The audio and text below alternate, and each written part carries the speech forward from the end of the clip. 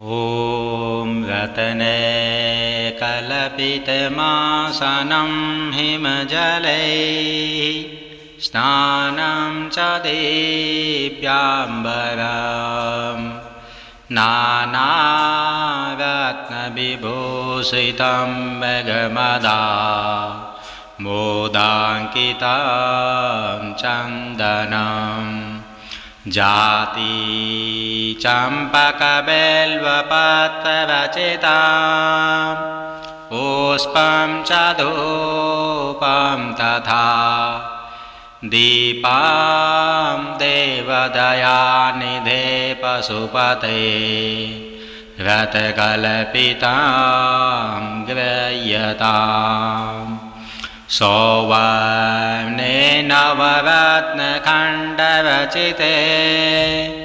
पात्रे घृतां पायसं भक्ष्यां पञ्चविधं पयोदधियुतं रम्भाफलं पानकम् शाकानामयुतं जलं रुचिकरं कर्पूरखण्डोज्ज्वलं ताम्बूलं मनसा मया विवेचितं भक्त्या प्रभो स्वीकुरु। पत्रं चामरयो युगं व्यजनकं चादरशकं निर्मलं वीणाभिमृदङ्गकाहलकला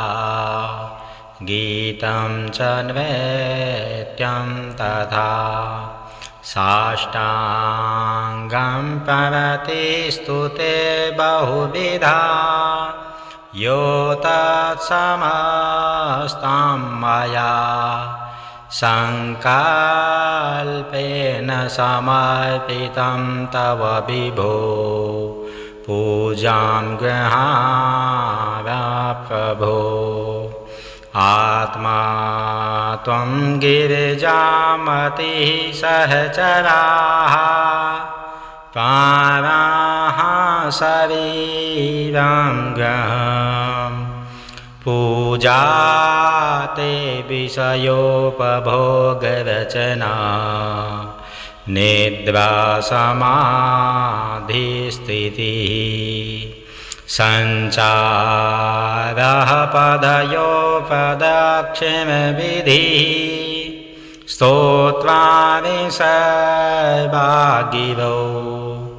यद्यत् कर्म करोमि तदखिलं सम्भूतवाराधनम्। करचरणकृतं वा कायजं कर्मजं वा श्रवणनयनजं वा मानसं वा अपराधं विहितमविहितं वा सर्वमेतच्छमस्व।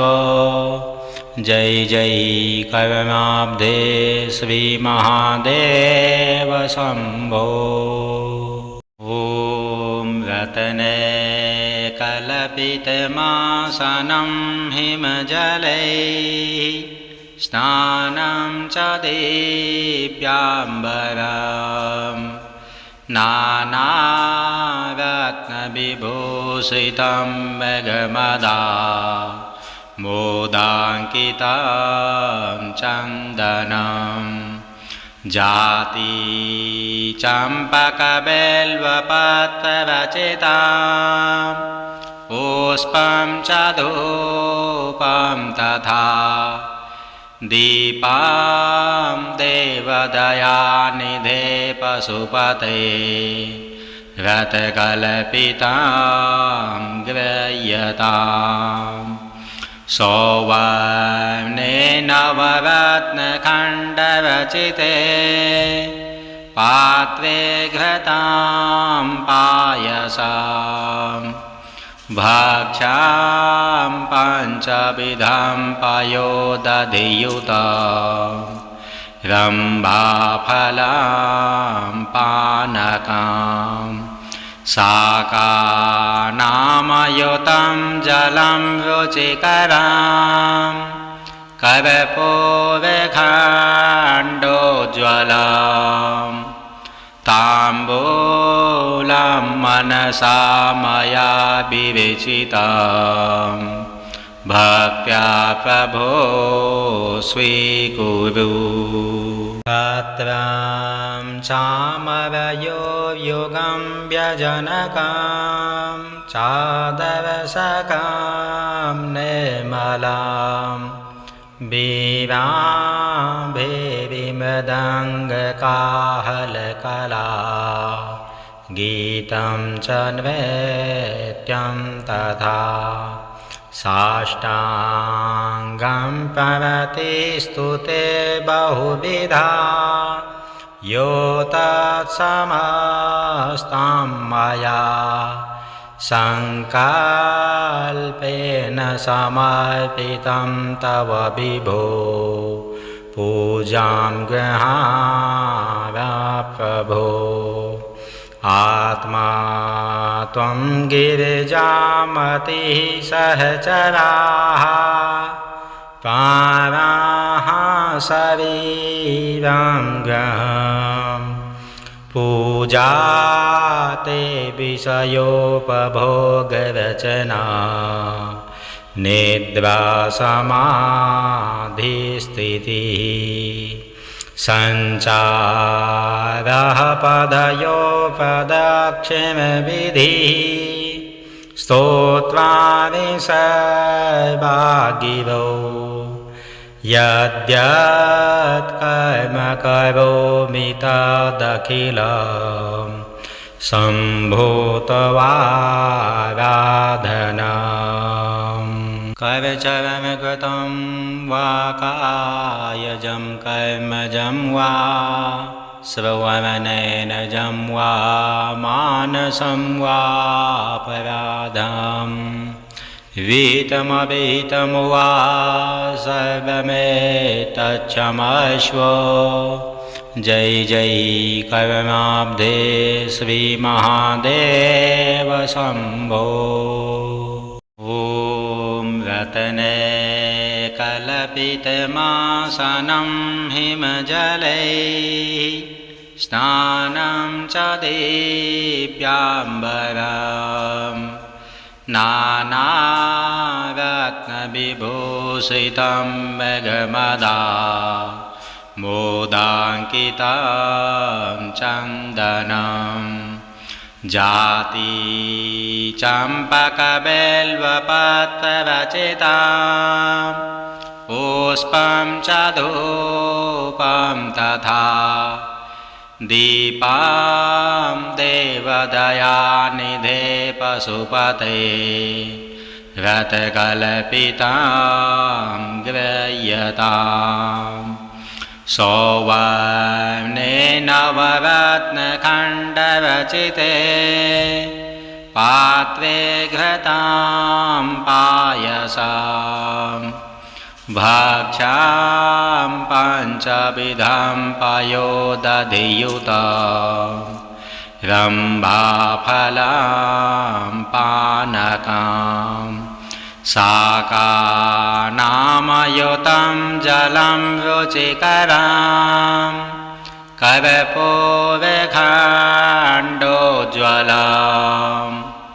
ताम्बूलं मनसा मया विवेचितं भक्त्या प्रभो स्वीकुरु। पत्रं चामरयो युगं व्यजनकं चादरशकं निर्मलं वीणाभिमृदङ्गकाहलकला गीतं च नृत्यं तथा साष्टाङ्गं प्रणतिस्तुते बहुविधा यो तत्समस्तं मया संकल्पेन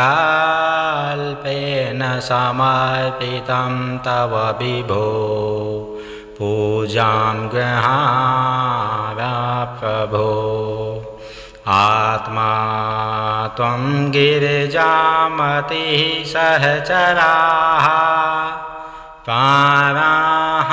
शरीरं गृहम् पूजा ते विषयोपभोगरचना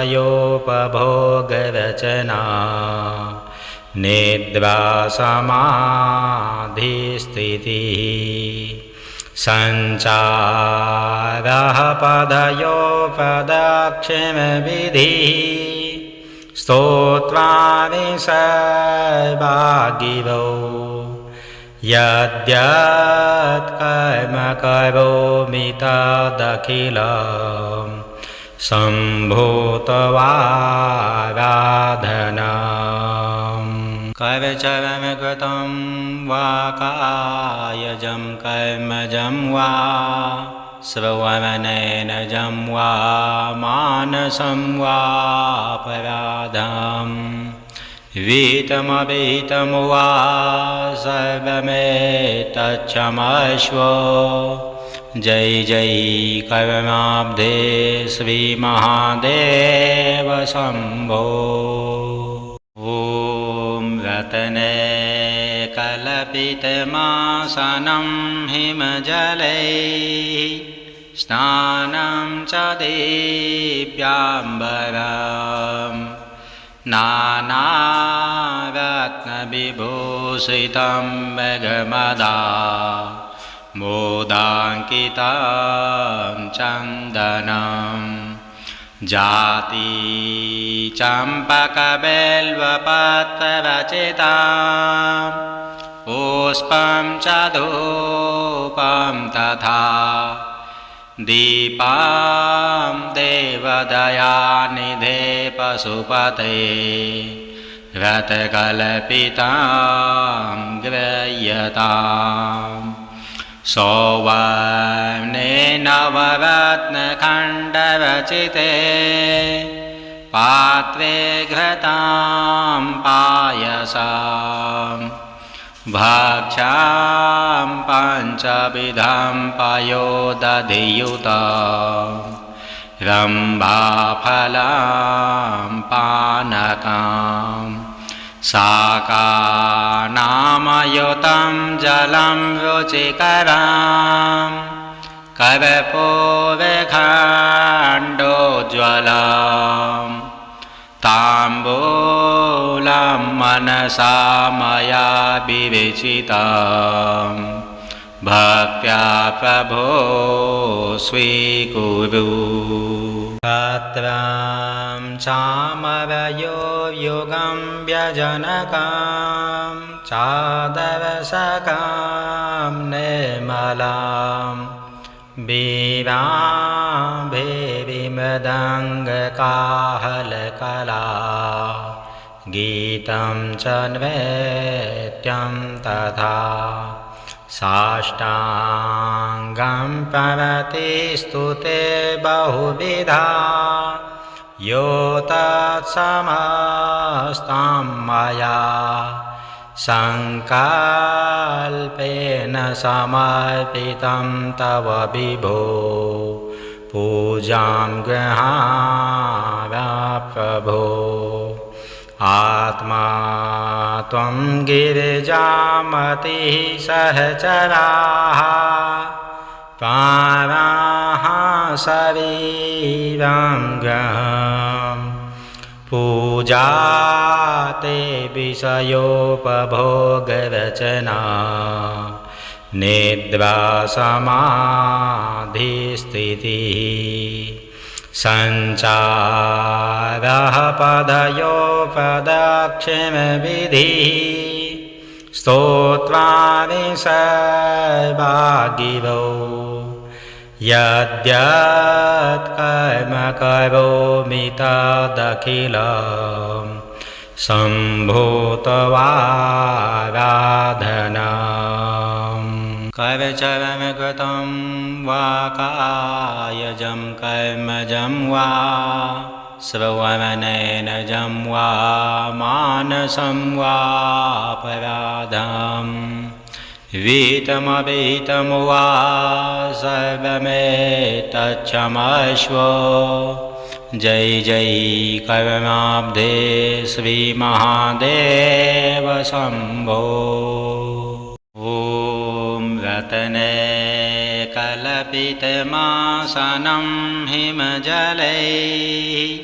स्नानं च दिव्याम्बरम्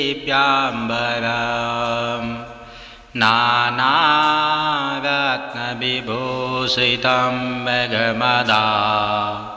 मोदाङ्कितं चन्दनं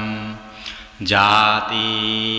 चम्पकबिल्वपत्ररचितं पुष्पं च धूपं तथा दीपं देवदयानिधे पशुपते रथकल्पितं गृह्यताम् सौवर्णे नवरत्नखण्डरचिते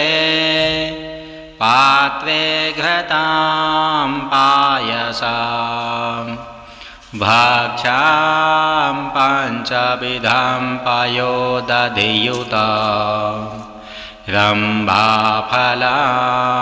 पानकम् शाकानामयुतं जलं रुचिकरं कर्पूरखण्डोज्ज्वलम् ताम्बूलं मनसा मया विवेचितं भक्त्या प्रभो स्वीकुरु। पत्रं चामरयो युगं व्यजनकं चादरसकं निर्मलं वीणाभिमृदङ्गकाहलकला गीतं च नृत्यं तथा साष्टाङ्गं प्रवतिस्तुते बहुविधा यो तत्समस्तं मया सङ्कल्पेन समर्पितं तव विभो पूजां गृहाण प्रभो। आत्मा त्वं गिरिजामतिः सहचराः प्राणाः शरीरं गृहम् पूजा ते विषयोपभोगरचना निद्रा समाधिस्थितिः सञ्चारः पदयो प्रदक्षिणविधिः स्तोत्राणि सर्वागिरो यद्यत् कर्म करोमि तदखिलं सम्भूतवाराधनम् करचरणकृतं वा कायजं कर्मजं वा श्रवणेनजं वा मानसं वापराधम् वीतमवीतं वा सर्वमेतच्छमस्व जय जय करुणाब्धे श्री महादेव शंभो। ॐ रत्ने कल्पितमासनं हिमजलैः स्नानं च दिव्याम्बरम् नानारत्नविभूषितं मेघमदा मोदाङ्कितं चन्दनं जाति चम्पकबिल्वपत्ररचितं पुष्पं च धूपं तथा दीपं देवदयानिधे पशुपते रथकल्पितां गृह्यताम् सौवर्णे नवरत्नखण्डरचिते पात्रे घृतां पायसाम्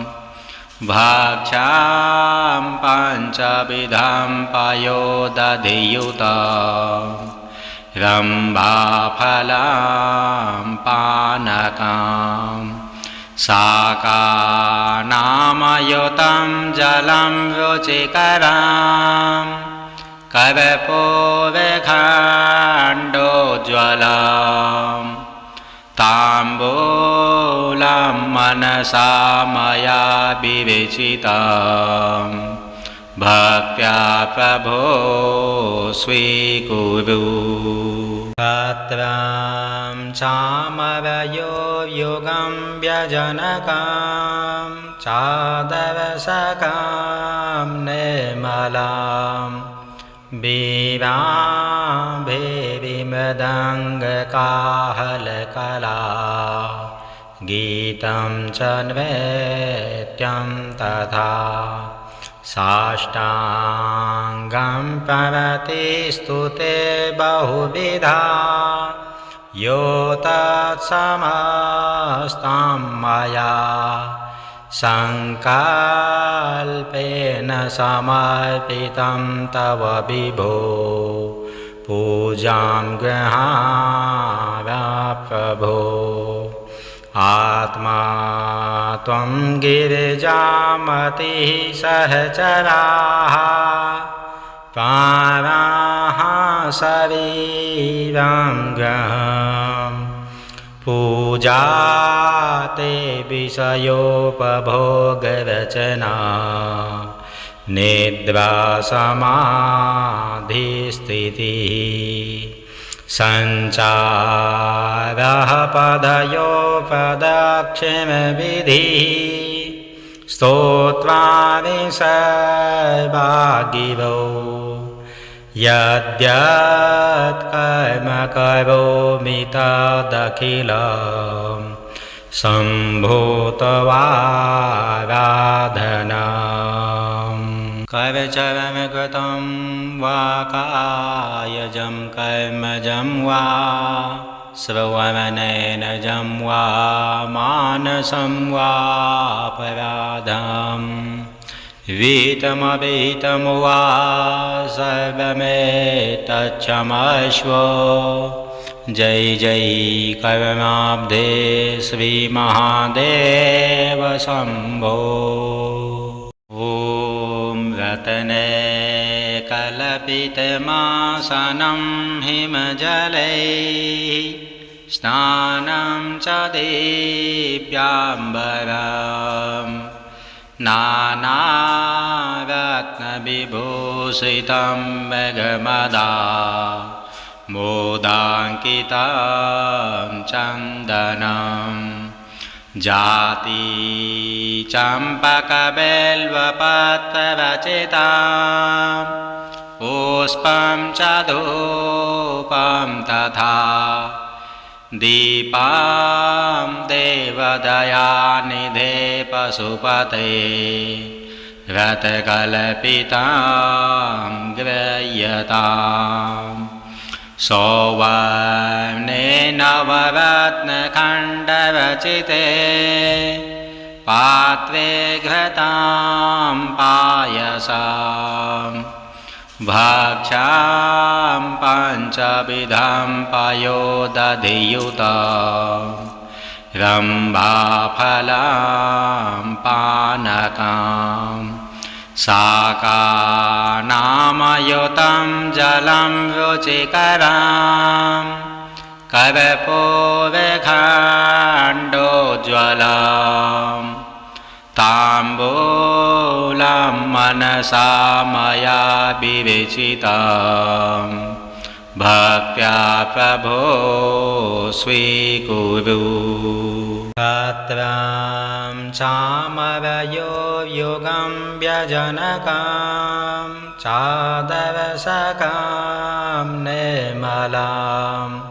वीणाभिमृदङ्गकाहलकला गीतं च नृत्यं तथा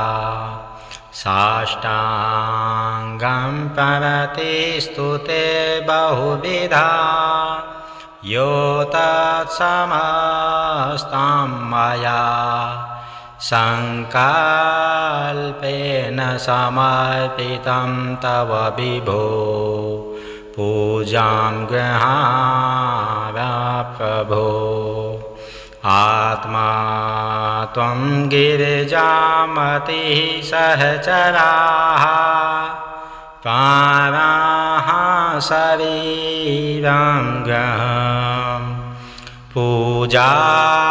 ते विषयोपभोगरचना निद्रा समाधिस्थितिः सञ्चारः पदयो प्रदक्षिणविधिः स्तोत्राणि सर्वागिरो यद्यत् कर्म करोमि तदखिलं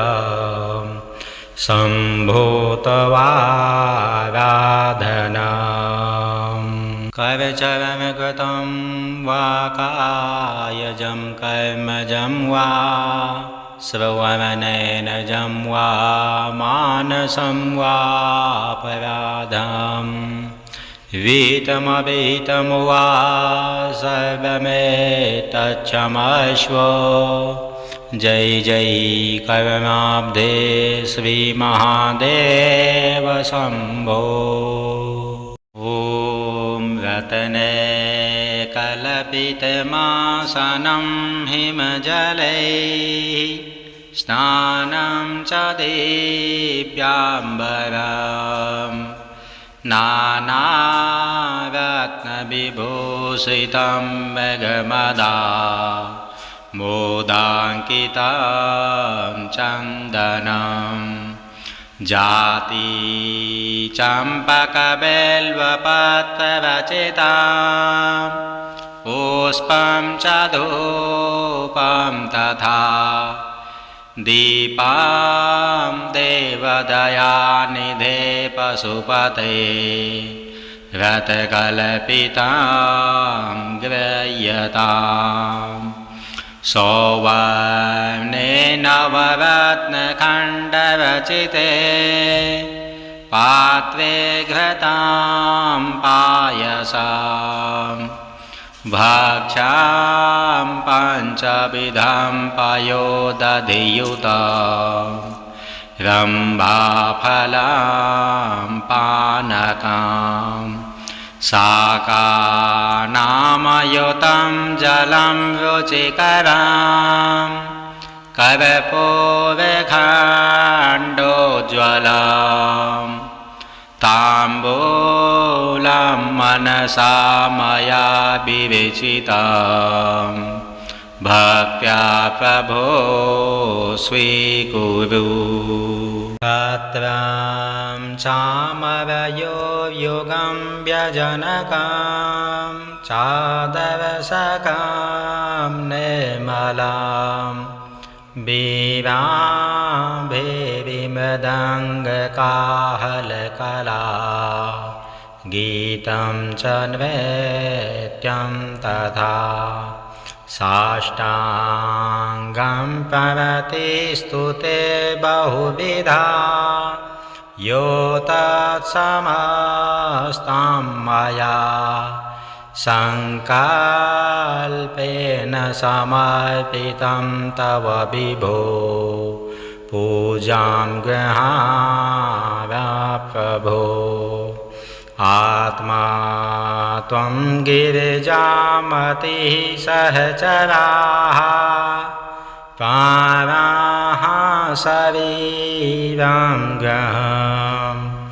पूजा ते विषयोपभोगरचना निद्रा समाधिस्थितिः सञ्चारः पदयो प्रदक्षिणविधिः स्तोत्वानि सर्वागिरो यद्यत् कर्म करोमि तदखिलं सम्भूतवाराधनम् कर्मचरं कृतं वा कायजं कर्मजं वा श्रवणनयनजं वा मानसं वा अपराधम् वीतमवीतं वा सर्वमेतच्छमस्व जय जय कर्माब्धे श्रीमहादेव शम्भो। ॐ रत्ने कल्पितमासनं हिमजलैः स्नानं च दिव्याम्बरम् नानारत्नविभूषितं मेघमदा मोदाङ्कितं चन्दनं जाति चम्पकबिल्वपत्ररचितं पुष्पं च धूपं तथा दीपं देवदयानिधे पशुपते रथकल्पितं गृह्यताम् सौवर्णे नवरत्नखण्डरचिते पात्रे घृतं पायसम् भक्ष्यां पञ्चविधं पयोदधियुतं रम्भाफलं पानकं शाकानामयुतं जलं रुचिकरं कर्पूरखण्डोज्ज्वलम् ताम्बूलं मनसा मया विवेचितं भक्त्या प्रभो स्वीकुरु। पत्रं चामरयो युगं व्यजनकं चादरशकं निर्मलं वीणाभिमृदङ्गकाहलकला गीतं च नृत्यं तथा साष्टाङ्गं प्रवतिस्तुते बहुविधा यो तत्समस्तं मया संकल्पेन समर्पितं तव विभो पूजां गृहाण प्रभो। आत्मा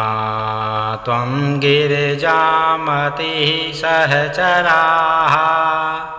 प्राणाः शरीरं गृहम् पूजा ते विषयोपभोगरचना निद्रा समाधिस्थितिः सञ्चारः पदयो प्रदक्षिणविधिः स्तोत्राणि सर्वागिरो यद्यत् कर्म करोमि तदखिलं सम्भूतवाराधनम् कर्मचरं कृतं वा कायजं कर्मजं वा श्रवणनयनजं वा मानसं वा अपराधम् वीतमवीतं वा सर्वमेतच्छमस्व जय जय कर्माब्धे श्रीमहादेव शम्भो। ॐ रत्ने कल्पितमासनं हिमजलैः स्नानं च दिव्याम्बरम् नानारत्नविभूषितं मेघमदा मोदाङ्कितं चन्दनं जाति चम्पकबिल्वपत्ररचितं पुष्पं च धूपं तथा दीपं देवदयानिधे पशुपते रथकल्पितं गृह्यताम् सौवर्णे नवरत्नखण्डरचिते पात्रे घृतां पायसं भक्ष्यां पञ्चविधं पयोदधियुतं रम्भाफलं पानकम् शाकानामयुतं जलं रुचिकरं कर्पूरखण्डोज्ज्वलं ताम्बूलं मनसा मया विवेचितं भक्त्या प्रभो स्वीकुरु तत्रं चामरयो युगं व्यजनकं चादरसकं निर्मलं वीराभिमृदङ्गकाहलकला गीतं च नृत्यं तथा साष्टाङ्गं प्रवतिस्तुते बहुविधा यो तत्समस्तं मया सङ्कल्पेन समर्पितं तव विभो पूजां गृहाण प्रभो आत्मा त्वं गिरिजामतिः सहचराः प्राणाः शरीरं गहं पूजा ते विषयोपभोगरचना निद्रा समाधिस्थितिः सञ्चारः पदयो प्रदक्षिणविधिः स्तोत्राणि सर्वागिरो यद्यत् कर्म करोमि तदखिलं सम्भूतवाराधनम् कर्मचरणकृतं वा कायजं कर्मजं वा श्रवणनयनजं वा मानसं वा अपराधं विहितमविहितं वा सर्वमेतच्छमस्व जय जय कर्माब्धे श्रीमहादेव शम्भो। ॐ रत्ने कल्पितमासनं हिमजलैः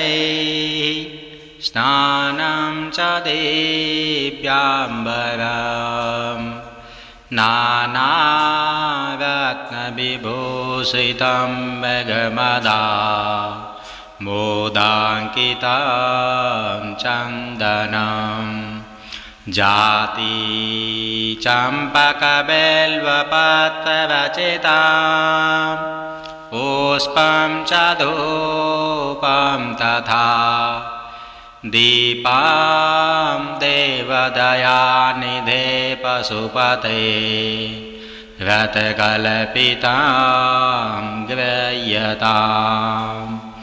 सौवर्णे नवरत्नखण्डरचिते पात्रे घृतां पायसं भक्ष्यां पञ्चविधं पयोदधियुतं रम्भाफलं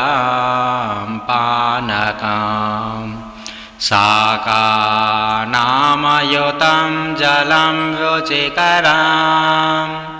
कर्पूरखण्डोज्ज्वलं ताम्बूलं मनसा मया विवेचितं भक्त्या प्रभो स्वीकुरु। तत्रं चामरयो योगं व्यजनकं चादवसकं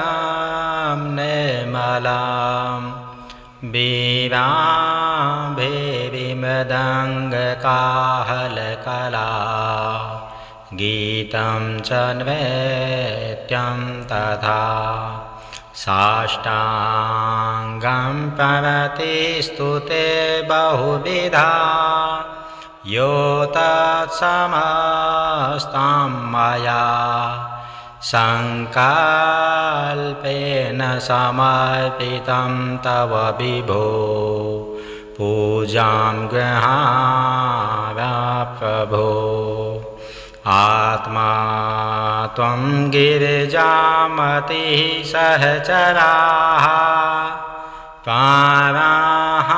शरीरं गृहम् पूजा ते विषयोपभोगरचना निद्रा समाधिस्थितिः सञ्चारः पदयो प्रदक्षिणविधिः स्तोत्राणि सर्वागिरो यद्यत् कर्म करोमि तदखिलं सम्भूतवाराधनम्। करचरणकृतं वा कायजं कर्मजं वा श्रवणनयनजं वा मानसं वा अपराधं विहितमविहितं वा सर्वमेतच्छमस्व। जय जय कर्माब्धे श्रीमहादेव शम्भो। ॐ रत्ने कल्पितमासनं हिमजलैः स्नानं च दिव्याम्बरम् नानारत्नविभूषितं मेघमदा मोदाङ्कितं चन्दनं जाति चम्पकबिल्वपत्ररचितं पुष्पं च धूपं तथा दीपं देवदयानिधे पशुपते रथकल्पितं गृह्यताम्। सौवर्णे नवरत्नखण्डरचिते पात्रे घृतं पायसम् भक्ष्यां पञ्चविधं पयोदधियुतं रम्भाफलं पानकम् शाकानामयुतं जलं रुचिकरं कर्पूरखण्डोज्ज्वलं ताम्बूलं मनसा मया विवेचितं भक्त्या प्रभो स्वीकुरु। तत्रं चामरयो योगं व्यजनकं चादवसकं निर्मलं वीराभिमृदङ्गकाहलकला गीतं च नृत्यं तथा साष्टाङ्गं प्रवतिस्तुते बहुविधा यो तत्समस्तं मया सङ्कल्पेन समर्पितं तव विभो पूजां गृहाण प्रभो। आत्मा त्वं गिरिजामतिः सहचराः प्राणाः शरीरं गहम् पूजाते विषयोपभोगरचना निद्रा समाधिस्थितिः संचारः पदयोपदक्षिणविधिः स्तोत्राणि सर्वागिरो यद्यत् कर्म करोमि तदखिलं सम्भूतवाराधनम् करचरणकृतं वा कायजं कर्मजं वा श्रवणनयनजं वा मानसं वा अपराधम् विहितमविहितं वा सर्वमेतच्छमस्व जय जय कर्माब्धे श्रीमहादेव शम्भो। ॐ रत्ने कल्पितमासनं हिमजलैः स्नानं च दिव्याम्बरम् नानारत्नविभूषितं मेघमदा मोदाङ्कितं चन्दनं जाति चम्पकबिल्वपत्ररचितं पुष्पं च धूपं तथा दीपं देवदयानिधे पशुपते रथकल्पितं गृह्यताम् सौवर्णे नवरत्नखण्डरचिते पात्रे घृतं पायसम् भक्ष्यां पञ्चविधं पयोदधियुतं रम्भाफलं पानकम् शाकानामयुतं जलं रुचिकरं कर्पूरखण्डोज्ज्वलम् ताम्बूलं मनसा मया विरचितं भक्त्या प्रभो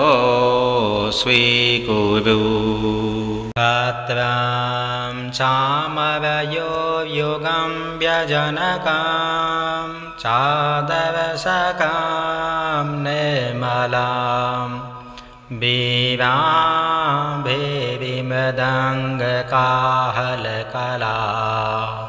गीतं च नृत्यं तथा साष्टाङ्गं प्रवतिस्तुते बहुविधा यो तत्समस्तं मया सङ्कल्पेन समर्पितं तव विभो पूजां गृहाण प्रभो। आत्मा त्वं गिरिजामतिः सहचराः प्राणाः शरीरं गहम् पूजाते विषयोपभोगरचना निद्रा समाधिस्थितिः संचारः पदयोपदक्षिणविधिः स्तोत्राणि सर्वागिरो यद्यत् कर्म करोमि तदखिलं सम्भूतवाराधनम् करचरणकृतं वा कायजं कर्मजं वा श्रवणनयनजं वा मानसं वा अपराधम् विहितमविहितं वा सर्वमेतच्छमस्व जय जय कर्माब्धे श्रीमहादेव शम्भो।